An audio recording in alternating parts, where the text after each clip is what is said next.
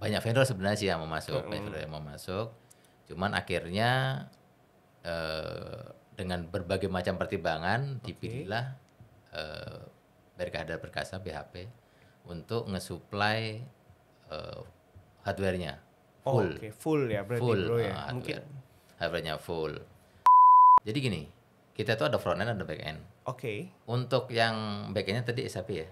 Oke, back end-nya SAP. Itu yang terintegrasi sampai ke gudang, sampai ke purchasing segala macam pakai itu. Oke. Untuk front end-nya kita, nah ini front end-nya ini agak unik nih. Agak unik. Oke. Front end-nya itu kita awalnya pakai vendor. Oke. Pakai vendor. Terus karena banyak apa namanya ya, banyak permintaan, terlalu dinamik lah istilah permintaannya. Akhirnya kita memutuskan untuk in-house sendiri. Oh oke, jadi sekarang front end-nya in-house bro? Sendiri, bener in-house. Itu udah berjalan dari 2013 kalau nggak salah, 2013 sampai sekarang. In-house jalan terus.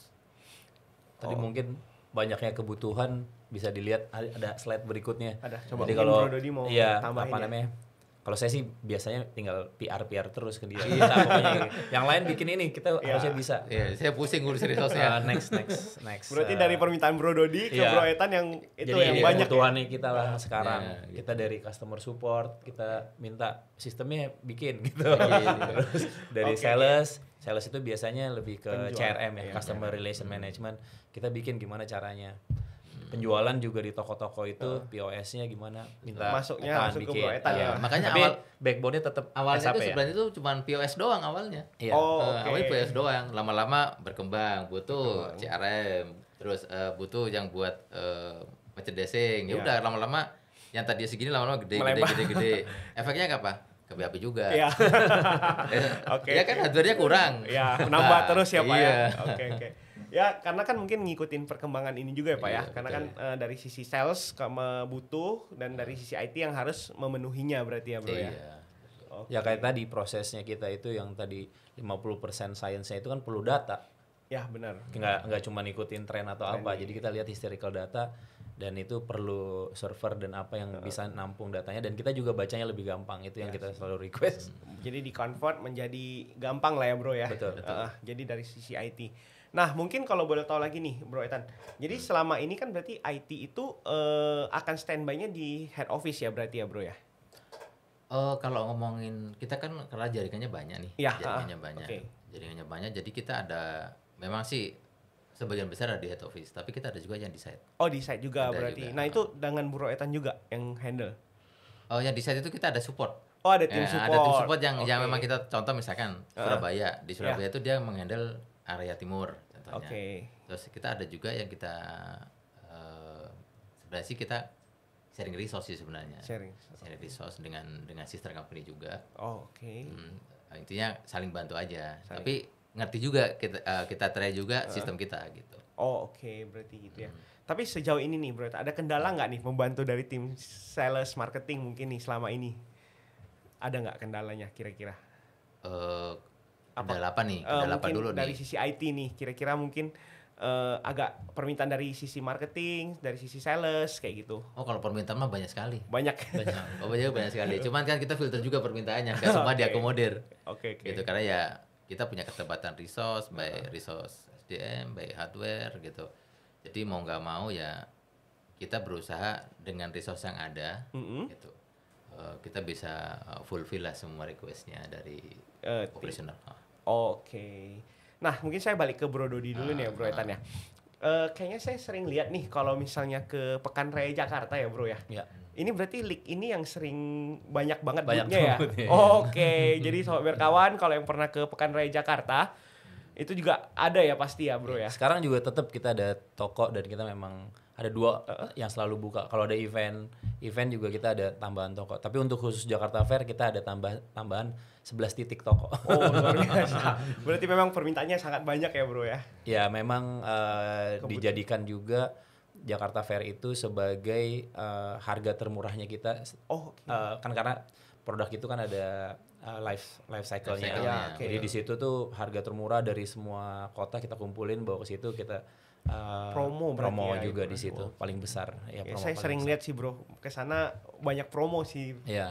Dan itu promo sebenarnya lain-lain, tiap hari lain promonya. Oh beda. Iya, Oke, jadi sobat kawan yang berkunjung ke Pekan Raya Jakarta ya berarti ya harus tiap hari nih datang karena di semua retail juga ya, di semua retail juga kita beda-beda terus. Beda-beda ya. Oke. Kita nggak selalu itu promonya. Ya mungkin dari Bro Ethan dan Bro Dodi mungkin ada yang mau ini diceritain sedikit mungkin ya pengalaman selama ini mungkin kerja di League itu gimana ya? Sebenarnya League ini kan ya kita dari tadi saya bilang dari hulu sampai hilir. Jadi kebutuhannya IT itu sangat tinggi ya. Karena kita juga selama pandemi itu benar-benar shifting banget. Tadinya kita jualan offline di 300 titik, dulu banyak disupport oleh Matahari, Ramayana. Tapi sekarang kita harus lebih cepat pelayanannya di online ya. Jadi kita punya League official yang kita jalankan dari J-Expo Kemayoran itu. Ada juga titik-titik yang tadinya offline aja dia harus jadi online. Jadi O2O lah kita. Nah itu yang kedepannya kita akan omni channel ini yang lagi kita mau kembangin lagi. Kita butuh banget support dari IT-nya. Ya mungkin jadi selain dari tadi di depannya kelihatan penjualannya meningkat, pasti ada di belakang itu tim IT ya tentunya ya. Makanya sehingga dari Pak Ethan juga pasti kan butuh infrastruktur yang sangat mendukung ya Pak Ethan ya. Oke. Nah mungkin boleh dijelasin nggak Pak plan kedepannya untuk League gimana nih? Ada ide-ide apa kedepannya kayak gitu? Atau mungkin kalau rahasia? Ya nggak apa-apa sih. Nggak apa-apa ya mungkin. Bukan nggak rahasia juga. Memang ini emang 2 tahun ini kita agak tiarap karena pandemi ya. Kita waktu itu punya kapasitas produksi memang besar sampai 100.000. Tapi sekarang kapasitas kita turun sampai sekitar 20 ribuan. Dan kita lebih banyak ngerjain customize. Jadi untuk model-model terbaru mungkin baru tahun depan kita akan rilis lagi. Tapi kan tahun ini berarti udah mulai riset ya? Segala macam desain karena sudah. butuhnya tadi 13 bulan ya bro ya. Iya betul. Oke mungkin kalau dari tim IT ada. Kalau dari sisi kita itu sih ya semuanya bagian dari dia kan. Dari tim dia cuman dari sisi kita tuh kedepannya kalau kita kan sekarang tadi toko offline udah, online juga udah. Nah, sekarang kita kedepannya tuh kita akan masuk ke apps. Apps. Itu tapi dari tim Bro Ethan juga nih bro. Iya. Lagi jalan sekarang. Lagi pengembangan. Iya. Ya secara konsep memang League itu kita punya website namanya League. Jadi sebenarnya semua yang berhubungan dengan League akan ada di satu ekosistem gitu maunya. Mungkin nanti aplikasinya itu berupa apps. Jadi kalau setiap orang mau belanja transaksi untuk barang-barang League, berarti dia tinggal akses aja ya bro. Betul, ya ke apps itu di mana dia tinggal pilih check out dan bayar ya. Iya. Termasuk edukasinya karena kan sepatu itu nggak satu sepatu bisa dipakai semua orang. Beda-beda model kebutuhannya. Ya, bro, ya? Modelnya terus kebetulan di League itu kita ada 2 brand. Jadi brand yang untuk umumnya itu di Matahari dan lain-lain itu kita pakai brand Legas. Tapi League itu lebih, kalau yang League ini mother brandnya itu dia lebih fokus sesuai kebutuhan. Jadi misalnya bikin sepatu larinya untuk apa? Lari lebih jauh, apa lari lebih cepat. Jadi sesuai kebutuhannya, benar-benar spesifikasinya. Nah nanti edukasi itu semua kita rangkum di apps itu. Berarti jadi sobat berkawan kalau misalnya nanti appsnya udah launching mau tahu nih kira-kira sepatu ini buat apa, misalnya buat lari. Karena setahu saya kalau saya ke toko-toko sepatu ya nih bro, itu banyak banget. Ada sepatu running, kemudian ada sepatu casual buat santai, kemudian ada buat futsal, kita udah tahu lah ya bedanya ya, buat badminton kayak gitu ya. Berarti hampir semua tipe-tipe sepatu itu ada ya bro di League ya. Nah mungkin dari Bro Ethan lah, saya balik lagi ya. Nah jumlah tim IT-nya itu nih saat ini itu ada berapa orang nih bro kalau boleh tahu yang membantu Bro Ethan buat semuanya? Kalau sekarang itu kita yang di head office ya, yang di head office itu kita ada 5. Kalau totalnya di luaran itu ada 9. Jadi totalnya ya 14. Nah itu semua yang membantu untuk penunjang operasional, kebutuhan dari operasional ya berarti ya. Biasanya challenge-nya akhirnya pegawai-pegawai kita yang di toko segala macam harus bisa IT juga. Jadi lebih banyak training juga. Jadi makanya kita modelnya tuh kalau dulu kan kita banyak nih sebelum pandemi. Iya. Kalau ada sesuatu ya kita datang, kumpulin, terus kita yang training. Oke. Nah, kalau sekarang enggak, sekarang hampir semua karyawan juga harus tahu nih basic-basicnya. Basic-basicnya harus tahu. Karena nanti mereka bisa jalan sendiri, iya sih, mau ada acara apa nanti disisipin itu. Karena mungkin ya kondisi sekarang juga ya traveling agak susah ya bro ya. Iya. Jadi mungkin semua karyawannya harus mengerti lah ya gitu ya. Betul. Oke, nah dari tadi nih, kalau boleh tahu nih, dulu kondisi server roomnya kan katanya belum ada ya. Nah sampai sekarang apakah masih kondisinya masih oke? Mungkin udah berapa tahun tadi bro? Udah berapa tahun ya? 2013 berarti hampir 9 tahun ya bro ya. So far sih masih oke sih. Masih oke ya berarti ya. Oke. Nah mungkin nanti buat sobat berkawan juga kalau misalnya ada pertanyaan seputar dari IT mungkin boleh tinggal di kolom komen, nanti mungkin Bro Ethan dan Bro Dodi bisa bantu jawab juga ya nanti ya. Kalau ada pertanyaan silakan. Nah, oke tadi dalam tanda kutip itu maintenance-nya oke juga. Maintenance-nya oke. Oke ya. Luar biasa. Sayang sih saya dulu belum ketemu Bro Ethan waktu 2013 ya Bro ya.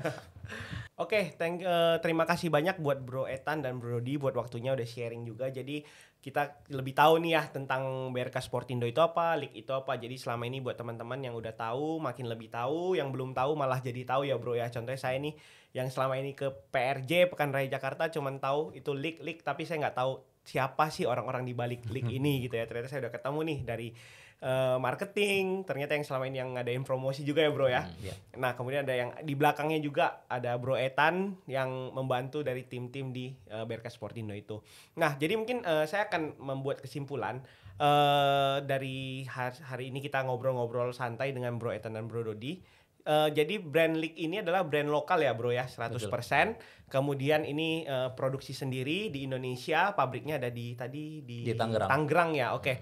Nah, produksi sampai ke distribusi dan juga ke end user ya. Jadi tadi selain dari B2C kemudian ada B2B juga Bro. Jadi kalau buat rekan-rekan sobat berkawan yang pengen beli pribadi buat pakai sendiri itu bisa langsung beli di toko-toko offline dan juga marketplace. Kemudian yang corporate juga bisa dengan B2B tadi, dengan custom juga bisa Bro.